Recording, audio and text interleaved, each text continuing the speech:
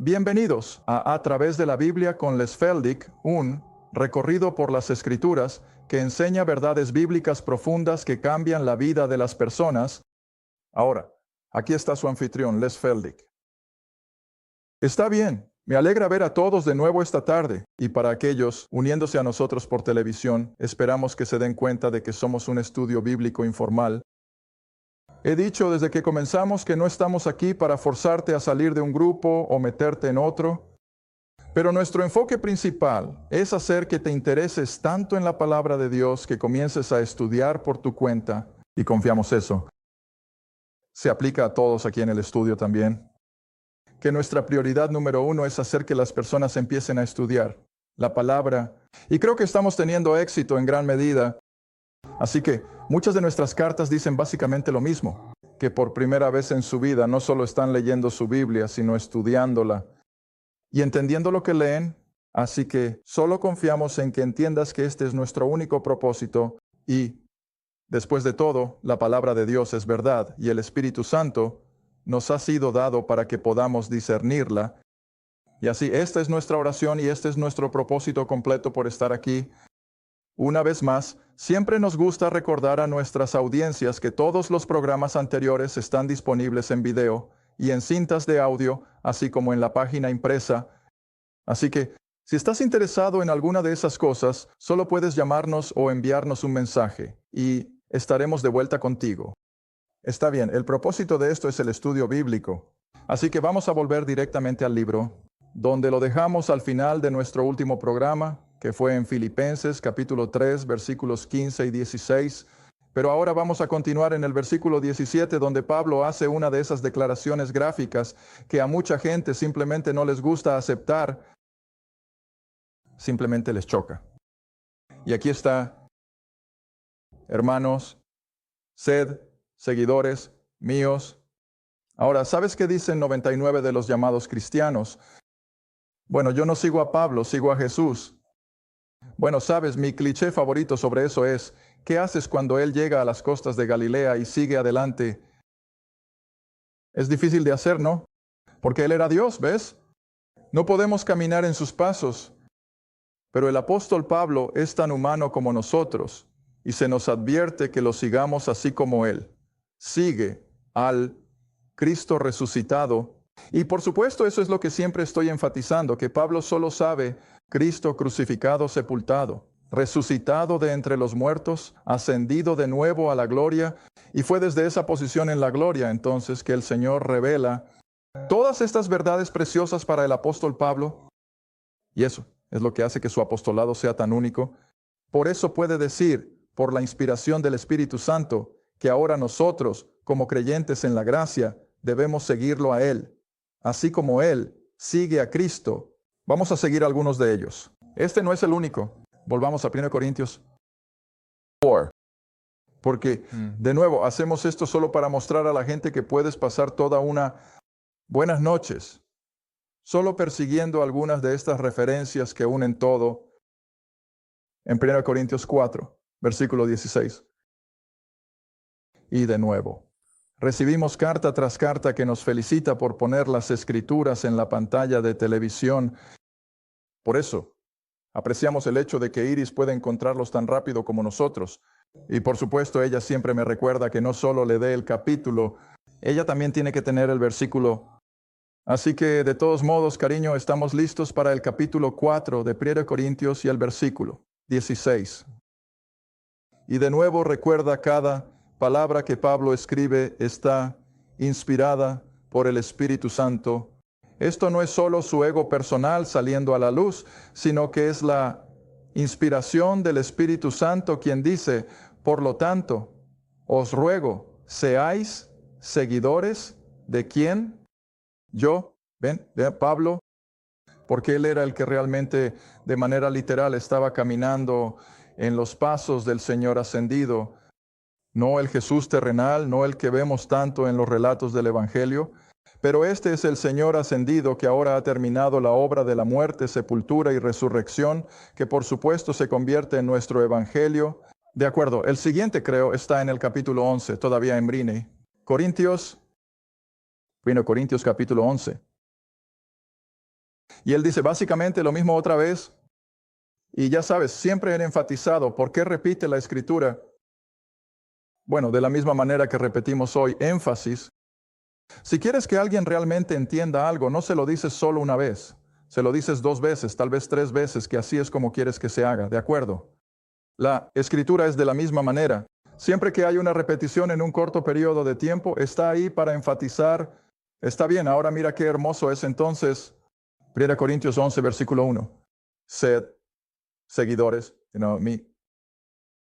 Ahora, aquí está todo, incluso como yo soy seguidor de ¿quién? De Cristo, ¿ves? Así que no se trata de que se nos diga que sigamos solo los pasos humanos de Pablo, sino que realmente, así como él sigue a Cristo en el ámbito del Espíritu, nosotros también lo hacemos. Está bien, sigue girando a la derecha y ven a Efesios. Gálatas, Efesios capítulo 5, versículo 1 de la Biblia. Ahora, aquellos de ustedes que han estado conmigo desde que comenzamos en Romanos, recuerden eso. Siempre estamos señalando que las primeras cartas de Pablo eran bastante elementales, eran los fundamentos básicos, pero cuando comenzamos cartas de prisión, nos elevamos a un terreno más alto y nos adentramos en las revelaciones más grandes que Pablo experimentó y escribió. Poco antes de ser martirizado, aquí hay uno ya tarde en su ministerio y todavía está diciendo las mismas cosas. Efesios 5, versículo 1. Sed, por tanto, seguidores de Dios como hijos amados. Ven y camina en amor así como Cristo también nos amó y se entregó a sí mismo por nosotros, una ofrenda para un olor grato. Y luego él delinea todas las cosas que ya no deberían ser parte de nuestra experiencia cristiana, y así siempre recuerda que lo seguimos.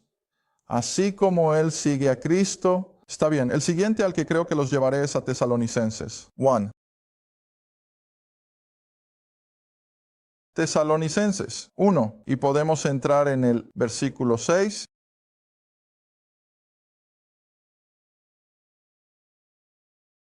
Pero voy a empezar un poco antes del versículo 6 en esta situación particular.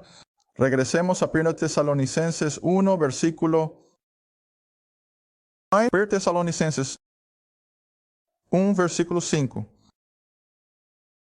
Y recuerda dónde están todas las diversas congregaciones. Tesalónica se pronuncia distinta al nombrarla de otra forma. Tesalónica estaba allí en la costa del Egeo de Grecia, un poco al sur de Filipos, y por supuesto fue una de las primeras congregaciones de Pablo en el continente europeo. Y mira lo que él dice, versículo 5, porque nuestro evangelio no llegó a ustedes solo en palabras, sino también en poder y en el Espíritu Santo y con mucha certeza, como saben qué tipo de hombres éramos, hablando de sí mismo, y por supuesto, probablemente de Lucas, que estaba con él, como saben qué tipo de hombres éramos entre ustedes, por su bien. Ahora, en el versículo 6b, había establecido credibilidad, autoridad. Pablo dice, ahora en el versículo 6, y ustedes se convirtieron en seguidores de nosotros y de quién, y del Señor, ¿ves? Habiendo recibido la palabra en mucha aflicción y con el gozo del Espíritu Santo, de modo que y es de la misma manera para nosotros hoy. Así que ustedes fueron ejemplos para todos los que creen en Macedonia y Acaya. Ese es nuestro propósito al estar aquí. Es que debemos ser un ejemplo ahora mientras seguimos los pasos del apóstol que sigue al Señor. Y todo esto, por supuesto, es para traer honor y gloria no a nosotros mismos, sino al Señor que nos ha comprado y pagado con su sangre derramada. Está bien, regresa de nuevo si puedes a Filipenses capítulo 3. Y así, mientras seguimos al apóstol Pablo, aunque hoy no sea popular, la mayor parte de la cristiandad, casi como he dicho antes, lo trata como si fuera una especie de hijastro feo. Ah, él está allí, pero preferirían que no. Y algunos dicen, no creen, debería estar en el Nuevo Testamento. Bueno, mi tierra, si no tuviéramos las cartas de Pablo, no tendríamos nada, porque aquí es donde todas nuestras verdades básicas para la salvación, para la vida cristiana y la esperanza de la era de la iglesia están todas escritas en las epístolas de Pablo, y si quitas eso no nos quedaría nada. Está bien, así que regresa conmigo ahora, si puedes, en Filipenses capítulo 3, continuando en el versículo 17, que mientras seguimos los pasos del apóstol Pablo promoviendo una palabra, gracia. Gracia. Madre mía, anoche Iris y yo vimos televisión por primera vez en tanto tiempo, y en la televisión pública tenían a los tres tenores irlandeses, quizás algunos de ustedes lo vieron, y un programa bastante bueno, pero cuando lo empezaron, Iris dijo, apuesto a que esto les va a conseguir un aplauso de pie. ¿Y qué fue? Una ovación de pie. ¿Y qué fue? Gracia asombrosa. Y te diré una cosa, cuando esos tres hombres lo cantaron, yo lo hice, se me pusieron los pelos de punta. Y luego, cuando terminó, le dije a Iris, ahora le dije, ¿no es asombroso que el mundo simplemente aclama ese himno tremendo, sublime gracia? Y sin embargo, me pregunto cuántos realmente entienden lo que está diciendo. Y es difícil de entender a menos que hayas leído la historia del autor de Sublime Gracia, John Newton, y si nunca la has leído, deberías hacerlo. Desearía todavía tener una copia, pero de todos modos, para resumirlo, él había crecido en un hogar cristiano. En Inglaterra se rebeló contra eso, dejó su hogar y se fue al mar como marinero, pero a lo largo de los años, a pesar de su estilo de vida debilitante y todo, se convirtió en capitán de un barco esclavista. ¿Sabes qué eran esos barcos de esclavos? Eran horribles. No tenían absolutamente ninguna preocupación por la vida humana, y con eso, por supuesto, era un alcohólico intenso, inmoral, su vida se fue a pique. Y finalmente, mientras iba viejo, recordó haber escuchado en la rodilla de su madre y clamó por salvación. Y el Señor lo salvó milagrosamente. Y poco después de eso, escribió este tremendo himno, Sublime Gracia.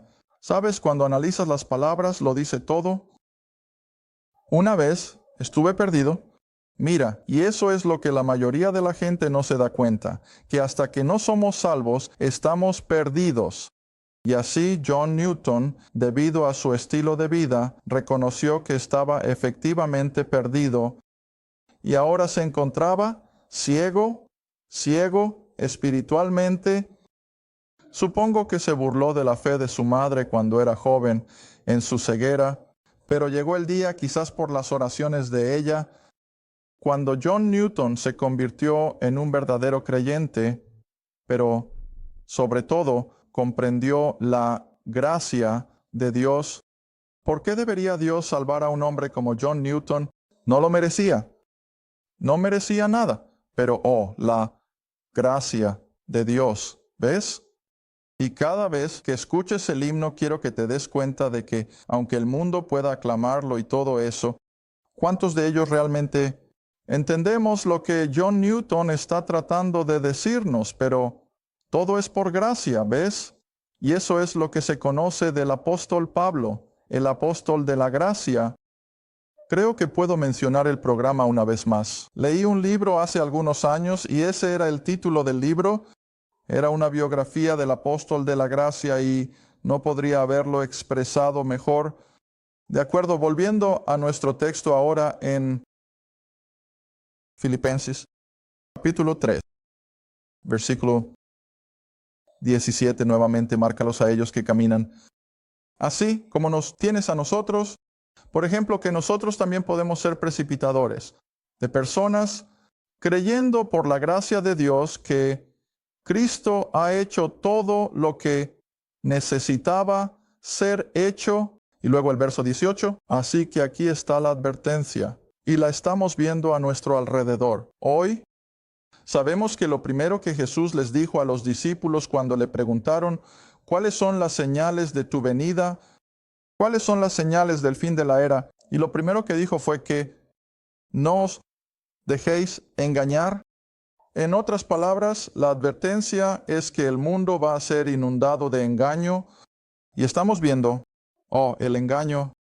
Recuerdo mis clases de Oklahoma, donde soy más íntimo en mis declaraciones que en televisión, pero siempre tienes que darte cuenta de que incluso los más, ¿cuál es la palabra buscando?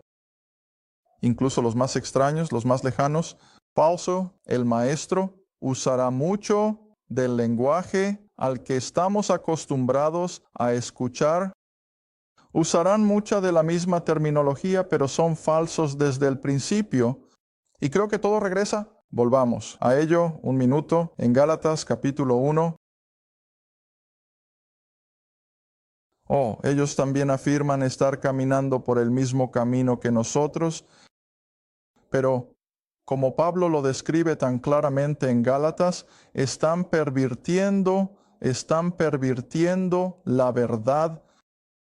Y sabes, una perversión es aquello que es bueno, pero que ha sido adulterado. Esa es toda la idea. Y creo que eso da en el clavo con mucho de lo que estamos viendo hoy en día en nombre del cristianismo. Gálatas capítulo 1, comenzando en el versículo 6, cariño. Gálatas, 1, versículo 6. Donde Pablo escribe, me maravillo, estoy asombrado, que tan pronto os habéis alejado de aquel que os llamó a la gracia, tan de Cristo, donde se estaban deslizando otro evangelio. Pero luego regresa y el versículo dice, realidad no es otro.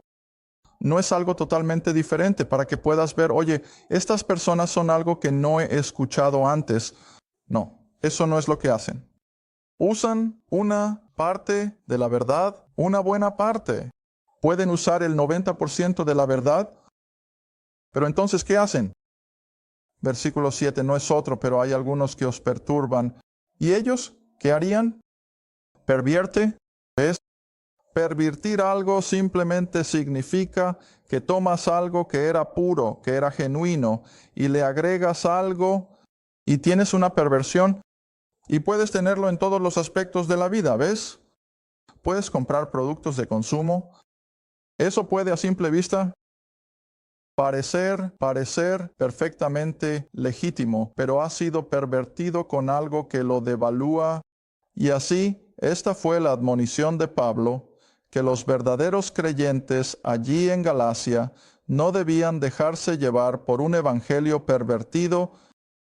Todavía tenía lo básico de lo que les había enseñado, pero ahora lo habían pervertido, en este caso con la exigencia de la circuncisión y cumplir la ley y así sucesivamente, cual entonces se convirtió en la perversión de aquellas primeras congregaciones, pero estamos viendo lo mismo hoy en día. Usarán el lenguaje correcto, usarán mucho de lo que llamamos la verdad, pero luego añaden estas otras cosas y se convierte en nada más que una perversión y debemos estar alerta. Mira, por eso tenemos que saber lo que realmente dice la palabra para no dejarnos llevar por la perversión. ¿Está bien? Volvamos a Filipenses. Verso 18. Realmente me adelanté un poco porque aquí es donde probablemente debería haber usado Gálatas 1. Verso 18, porque muchos quieren, de quienes les he hablado a menudo, y ahora les digo incluso llorando, le rompía el corazón a los apóstoles que este tipo de cosas estuvieran sucediendo entre esas congregaciones. ¿Recuerda dónde está? Él está en prisión. No está en una posición donde pueda salir y confrontar a estas personas. Él tiene que hacerlo solo a través de la palabra escrita. Y así dice incluso, llorando, que son exactamente los enemigos de la cruz de Cristo, a pesar de que dicen muchas de las mismas cosas que Él dice, pero es al pervertir su evangelio que se han traído esas anatemas sobre sí mismos y entonces se han convertido en los enemigos de la cruz de Cristo. Oh, pero ellos piensan aparentemente que están predicando el Evangelio. Ellos piensan que están guiando a la gente por el camino correcto, pero el apóstol dice que no lo están. Y eso lo hizo llorar, y que son los enemigos de la cruz de Cristo. Ahora mira el versículo 19. ¿Pensarías que esto asustaría a algunos de ellos? Cuyo fin es la destrucción, cuyo Dios es su vientre. Bueno, eso es un término de la versión King James.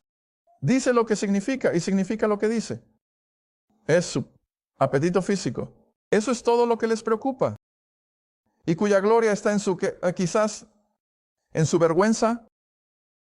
O pueden tener gloria exterior, pero el verdadero fruto de su trabajo es vergonzoso, porque se preocupan por qué tipo de cosas terrenales. Eso es lo que dice. Y se preocupan por cosas terrenales. Ahora tengo que entrar en el siguiente versículo por un minuto antes de seguir con ese pensamiento. Y versículo 20, ¿dónde está nuestra ciudadanía? El cielo. Ahora, ¿recuerdas desde que comenzamos toda esta serie? Hace demasiados años como para querer recordar. Desde hace mucho tiempo en Génesis hicimos la distinción de que todo en relación a los judíos y a Israel era terrenal. Todo lo que estaba bajo la ley y las profecías del Antiguo Testamento, todas esas cosas eran terrenales, mientras que todas las nuestras son celestiales. Te muestro lo que digo. Regresa a Génesis. Regresa a Génesis. Espero encontrarlo. Génesis capítulo 26, versículo 12, 13 y 14. Génesis capítulo 26. 12, 13 y 14. Ahora, este no es el único. Este es solo un ejemplo. No tenemos tiempo para buscar todos estos versículos que muestran la riqueza material de estas personas del Antiguo Testamento, especialmente de los patriarcas. Ahora en el capítulo 26 estamos tratando con Isaac, quien ya había recibido, recuerda, hace tiempo en el capítulo 16 o 17 por ahí, que todo lo que Abraham tenía se lo dio a su hijo Isaac. Y así ahora en el capítulo 26, Isaac ha sido un buen administrador de lo que heredó y lo ha aumentado. Y ahora verás en el versículo 12, entonces Isaac sembró en esa tierra y recibió en el mismo año un aumento de 100 por 1. Y el Señor lo bendijo. Ahora, ¿qué bendiciones hablamos? Físicas, materiales. Mira, no estamos hablando de lo espiritual aquí. Estamos hablando de su bendición material. Sembró una cosecha y aumentó al 100 por 1. Versículo 13. Y el hombre se hizo grande y pues siguió adelante y creció. Eso es financieramente y materialmente. Creció hasta que se hizo muy grande. Mira, Dios no condena la riqueza. Y para Israel fue una recompensa por su fidelidad, porque Israel era un pueblo terrenal con promesas terrenales, materiales, físicas, y este es solo un ejemplo de ello. Está ahora el versículo 14. Solo para asegurarte de que entiendes que estamos hablando de bendiciones materiales. Versículo 14, porque él, Isaac, tenía posesión de rebaños y ganado, una gran cantidad de sirvientes, y por supuesto eso significa todo lo que vino con ello.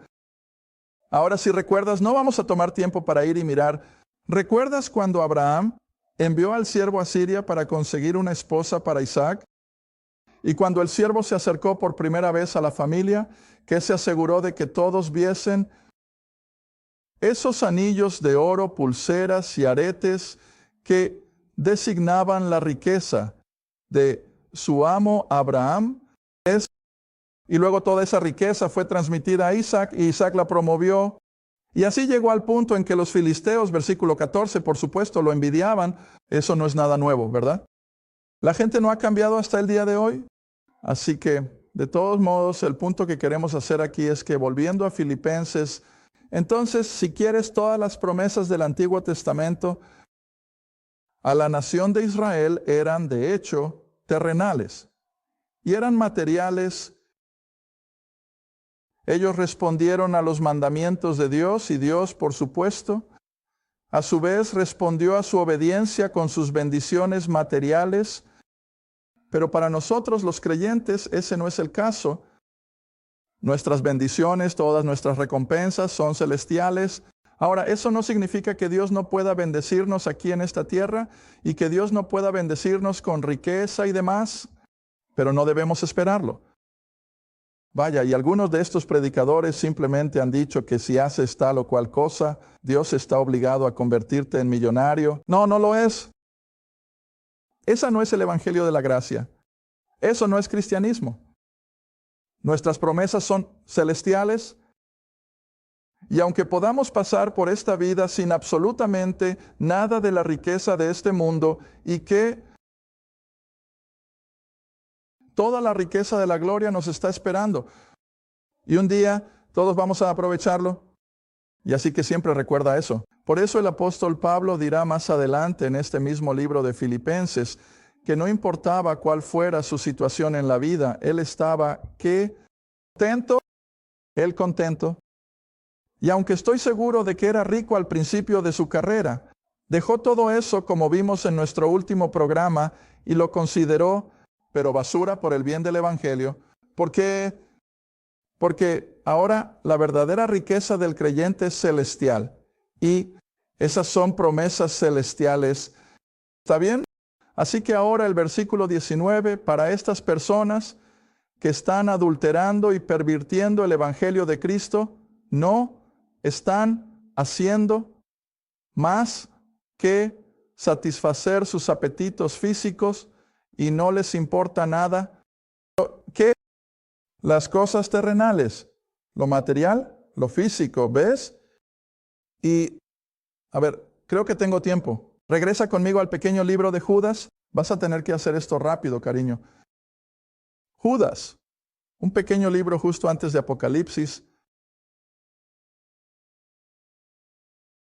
Y este es el mismo tipo de personas que creo que el apóstol Pablo tenía en mente cuando dice que eso le causó llorar, porque estaban pervirtiendo ese puro evangelio de la gracia de Dios y estaban añadiendo cosas de la carne y de lo material.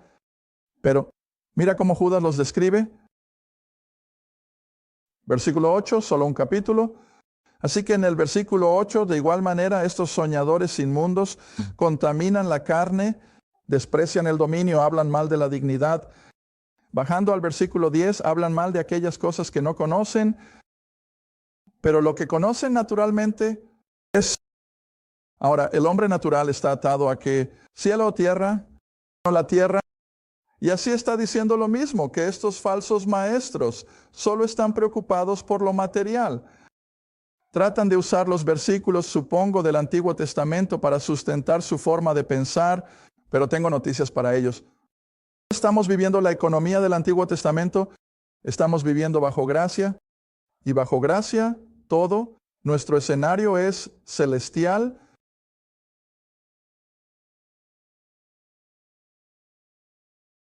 Gracias por ver A Través de la Biblia con Les Feldig. A Través de la Biblia, Ministerio de Socios. Si este programa ha sido de ayuda para tu estudio de las Escrituras y te gustaría que otros disfrutaran de la enseñanza, tu apoyo es muy apreciado. Escríbenos en Les Feldig Ministries, Ruta 1, Caja 760, Quinta, Oklahoma, 74152, o llama al 1-800-369-7856. Recuerda, todos los programas están disponibles en forma impresa, en audio, en casete y en video. Asegúrate de sintonizar la próxima vez A Través de la Biblia con Les Feldig.